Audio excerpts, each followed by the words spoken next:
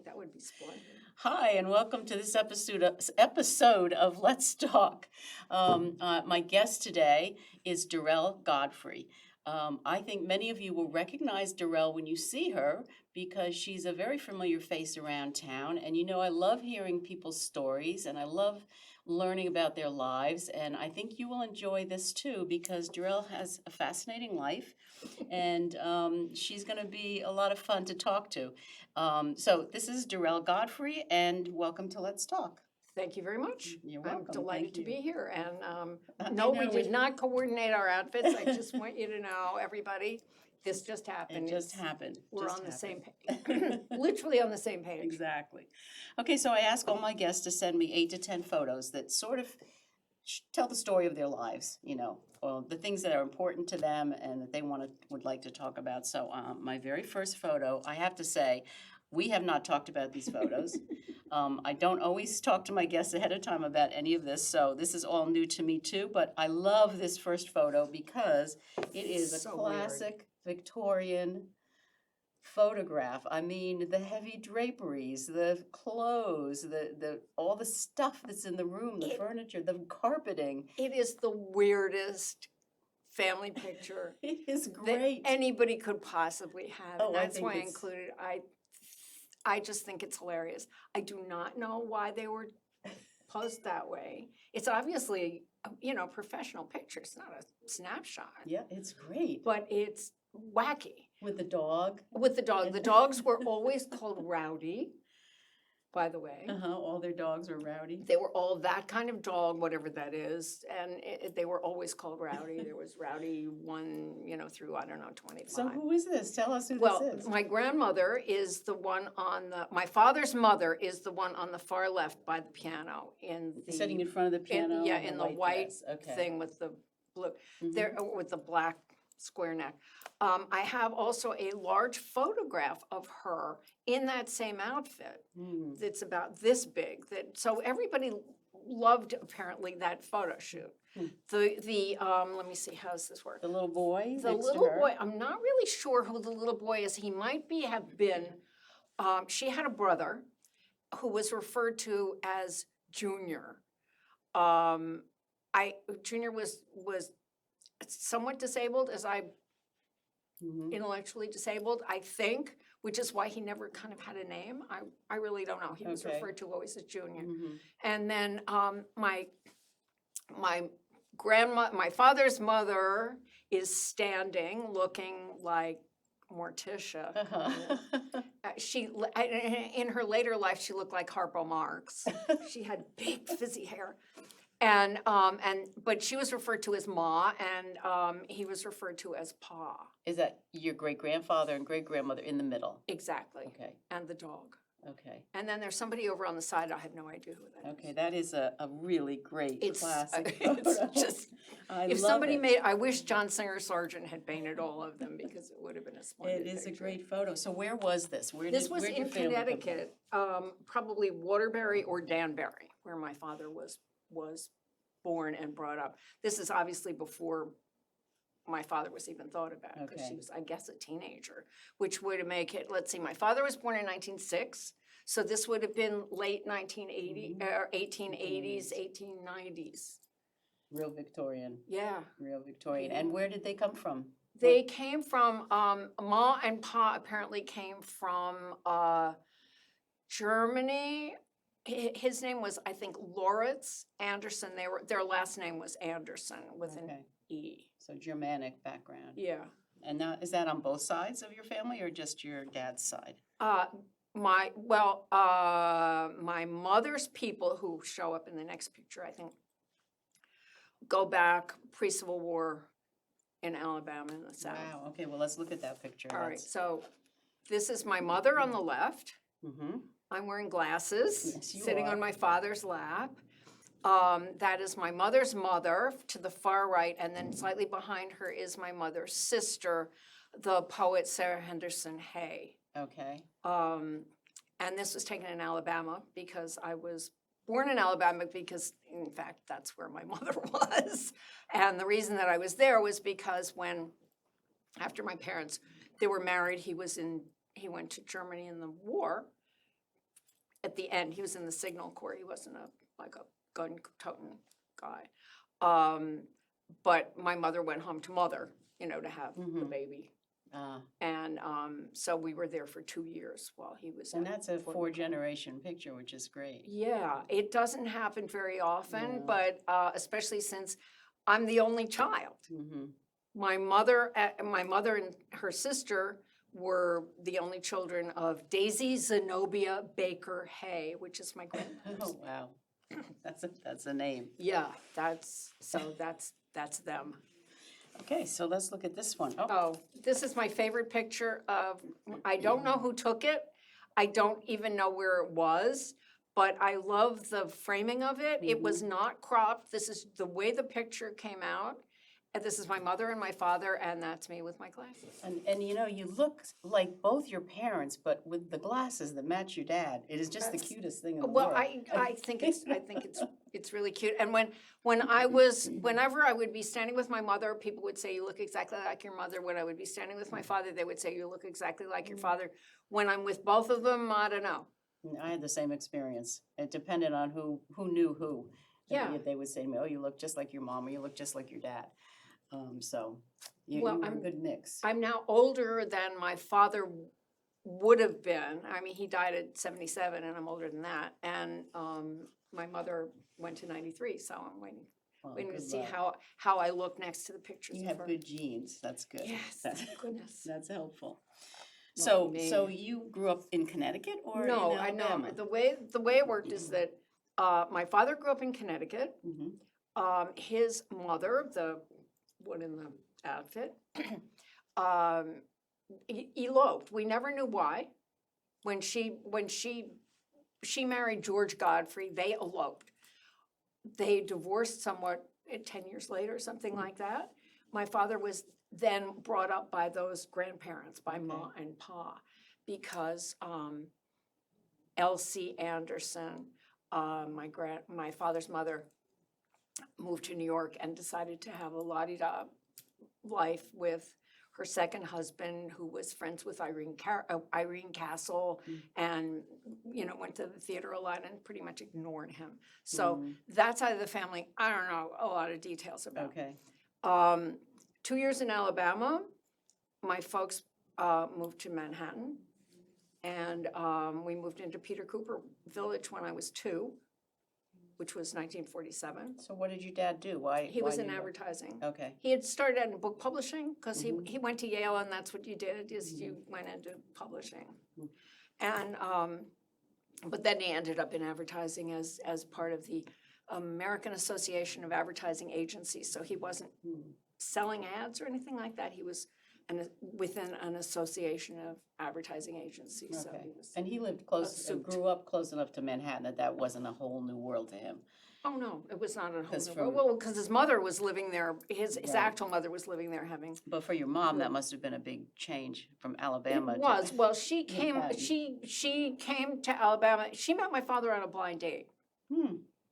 Her sister, older, had already been in New York. So when my mother came to New York, she roomed with Jimmy Stewart, Oh, Jimmy Stewart's sisters. okay. And during that time, she was offered a blind date with a tall man or a short man. The tall man was my father. The short man was John Cheever. And she chose the tall man. On their first date, they went trout fishing. But they must have hit it off. I guess they They Yes, did. they did, yeah. So I grew up in Manhattan. I mean, I was born in Alabama, but Yeah, really 2 years. you spent the rest of your life The in rest of Manhattan it's Manhattan. until you came to East Hampton, and we'll get to that Also later. true. Okay, This, so this is, this is growing up in Peter Cooper Village. This was the posse. We were all wearing those roller skates that were, or at least I'm wearing roller skates. you I are- am that, this is the you, tall one. right? I'm the Yes, tall one. The one with that big hat. Well, there are Yes. 3 hats there, but the one with the Cowgirls. roller skates and the hat, okay. Yeah, and that's sitting on one of the chains in Peter Cooper Village. And all of those little girls lived in my building. That was our your posse kind of came from, you know, what floor you lived on in the building. Well, I definitely recognize the outfits on the girls because I had a Dale Evans Of course you did. outfit. Who didn't? And my brother had Roy Rogers, of course.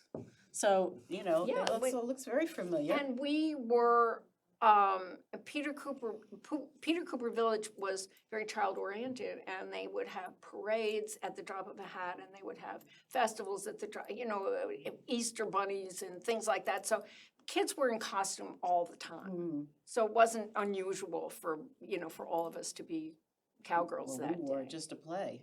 Just to play. Yeah, we had our guns and our holsters, and we would go out and play cowboys and Indians, and you know. Well, and we were never wanted to be Indians, sadly. We Yeah. always wanted to be cowboys. That Yeah. was Well, yeah, that was the day, but absolutely. okay, let's look at this one. Okay, well, this is this is years later, many years later, same haircut, different color. This is taken on the roof of the building that my husband and I lived in Okay. after we were married. So this would be sort of late, this would be 1990 something or another. I was photographed for Women's Day magazine, where a friend, I worked at Glamour for 32 years. But during that time, buddies would leave Glamour and go to other magazines and so forth. So we sort of cross-pollinated, and because Women's Day magazine wasn't in competition with Glamour, it was okay for them to do a let's visit with the illustrator person, and so this was a photo shoot for that. And I'm wearing my father's suit. That's great. Which I inherited from him, and pink high top sneakers, and that's Manhattan Yeah. behind me. Yeah. So that's now that we jumped a long way from Yeah, the you jumped a kids long and the men way. to here. So tell me about what happened in between. Maybe I should show. No, that's Maybe I should show this picture. you could do that. Yeah. Which would In get- 1982, I married my husband, Okay. John Berg, the late John Berg now. When we met on a blind date. When we met, he was surprised that I didn't know who he was. Oh. Because in his world he was famous, and I was similarly surprised that he didn't know who I was, because in my world I was famous. So we met, you know, really as total equals in that way. I was famous for having been, and you'll see it in the next picture, an illustrator for Glamour Magazine for many, many, many years, and I used to get mail from people who loved my drawings.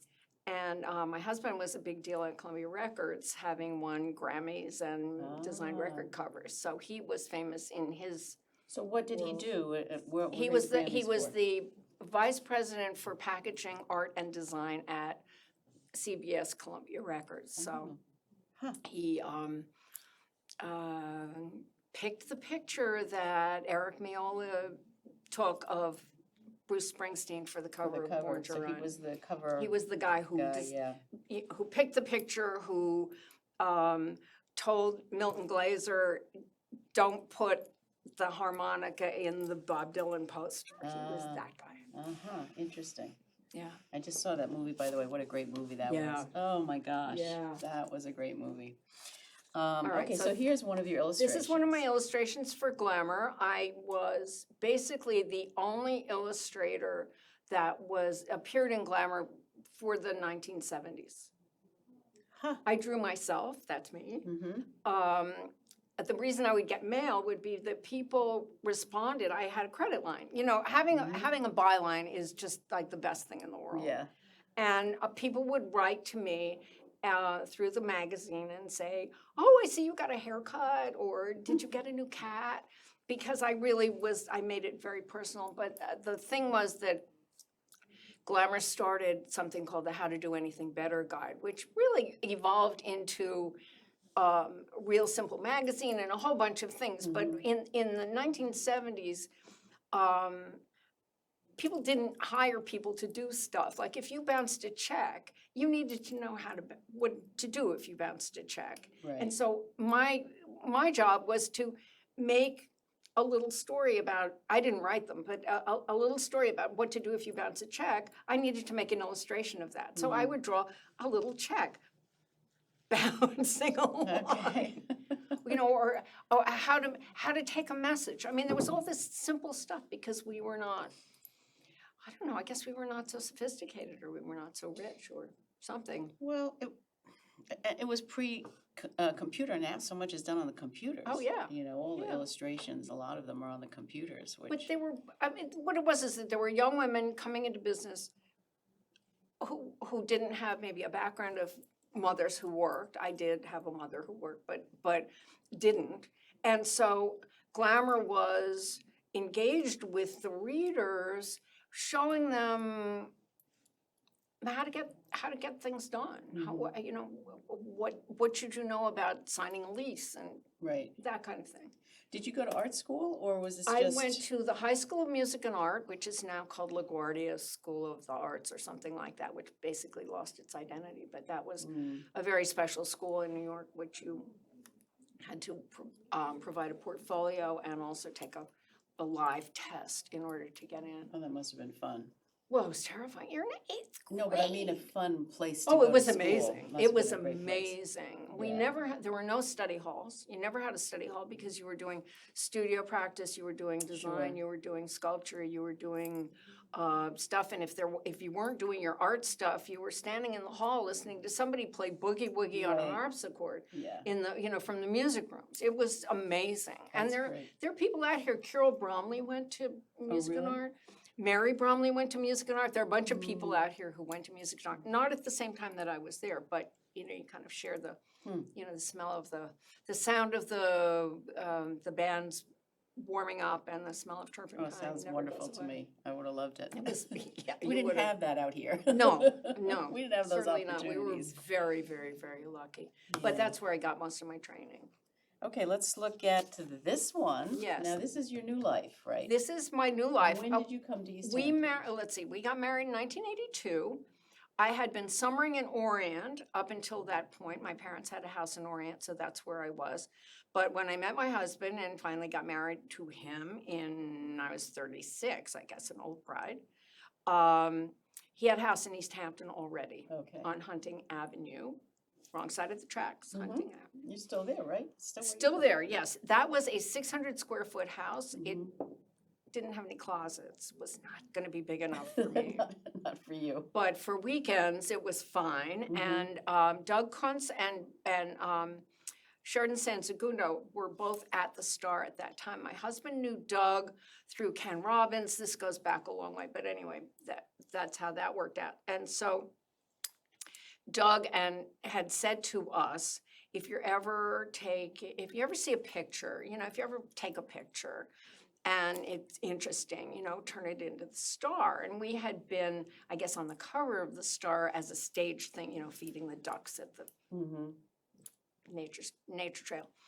So one day we were on our way in December of 1993 on a weekend. We were on our way to Sag Harbor, and we had the camera in the car because we always had a camera in the car just in case, because that's what Doug had said. Mm-hmm. Have a camera. You never know. You never know. And there in the middle of Newtown Lane, just before it turns to go to the high school, was this piano in the middle of the road, nobody around, upside down piano. And so we screeched to a halt. I ran out, I took the picture, and then we went to Reed's and had the film developed and so forth. Sure. And then I walked it into the Star, and I just said, I took this. Are you interested? And I guess it was Russell Bennett. I don't know who was there at the time, but I just left it there. And the next day I got a call from this British lady saying, hello, this is Sheridan Sansegundo from the East Hampton Star, and we wonder if you know anything more about that piano picture. No, I don't. I guess it fell off on the way to the dump, but who knows? Well, I actually remember that. You remember that cover. picture? I do remember that cover. Well, here's the thing. She said we might use it in the paper. This is on a Wednesday, I guess.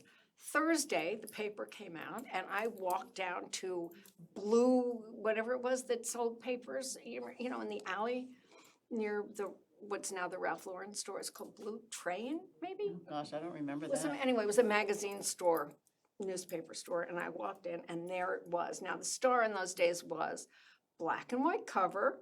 The image was, it was folded in quarters, so all you saw was the logo and the photograph.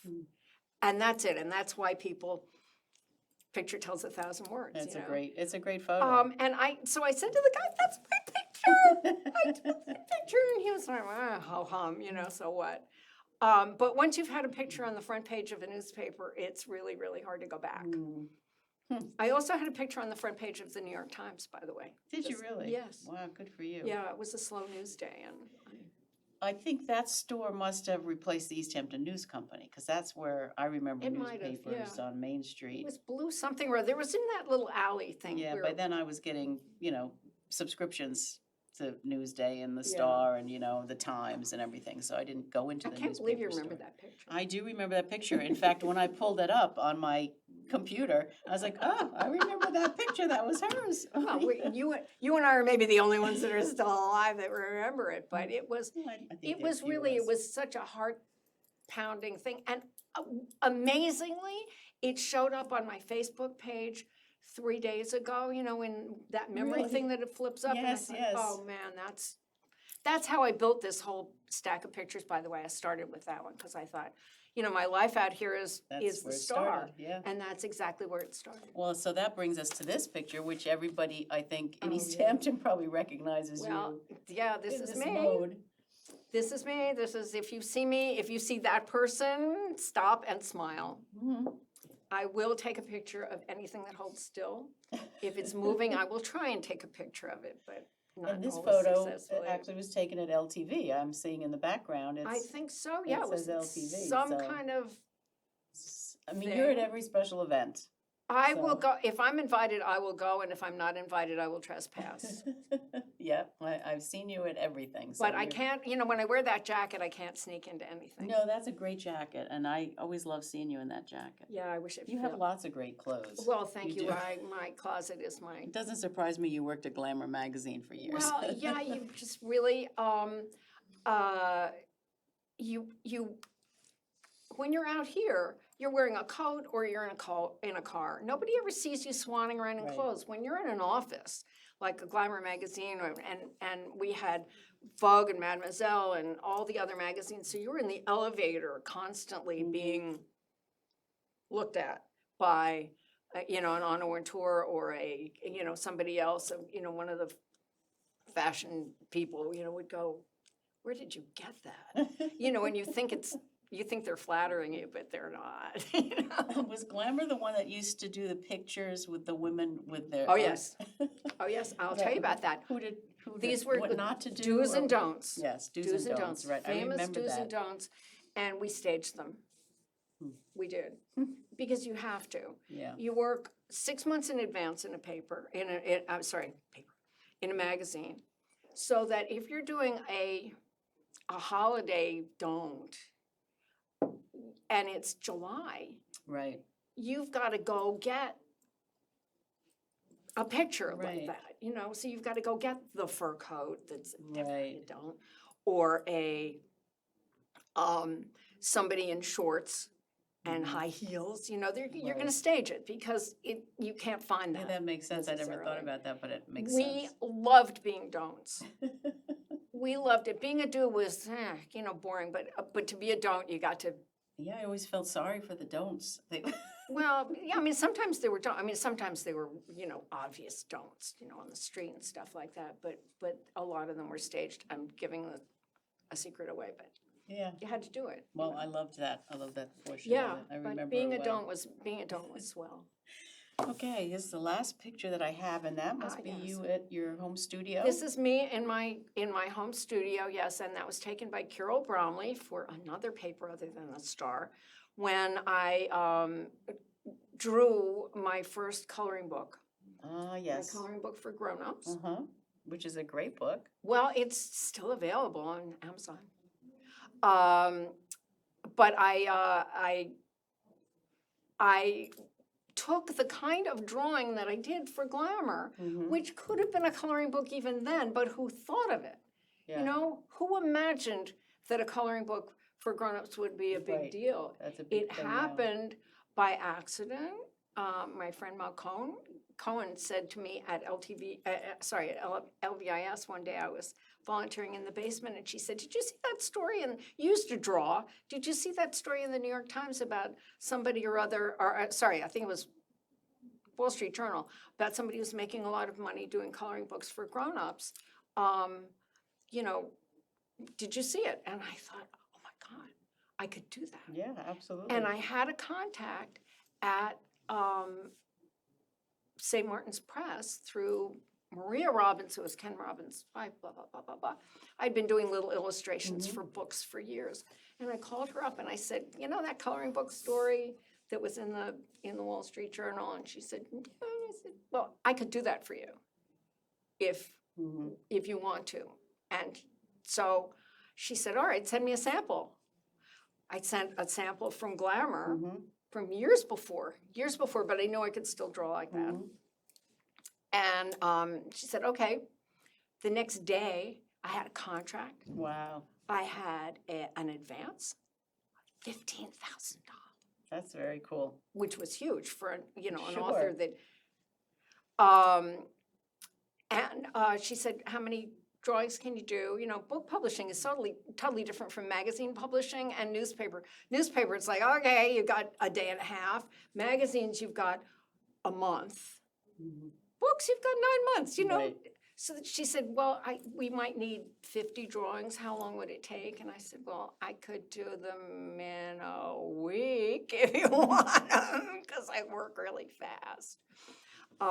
So they wanted 60 drawings. I gave them 75. Well, it's a great book. It really is. And I wish we could talk for an hour, I'm sure, and we're running out of time. And we could color in. Okay, and we could color together at any time.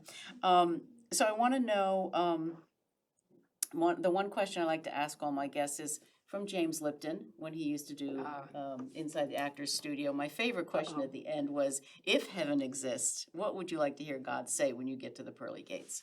Nice outfit. Nice. I should have guessed that. Well, I didn't plan it.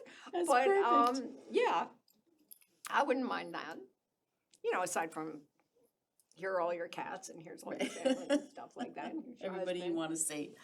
Yeah, who do you want to see? Who do you want to be next? Well, thank you so much for Well, this was really joining fun. us for a little chat. I really loved hearing about your life, and I appreciate you coming and being with us. And I want to give a special thanks to our my sponsor here, which is Whalen and Filer Attorneys, and also to the staff at LTV for making community access television available to all of us out on the east end of Long Island. So thank you to Durell, and please join us again for another episode of Let's Talk.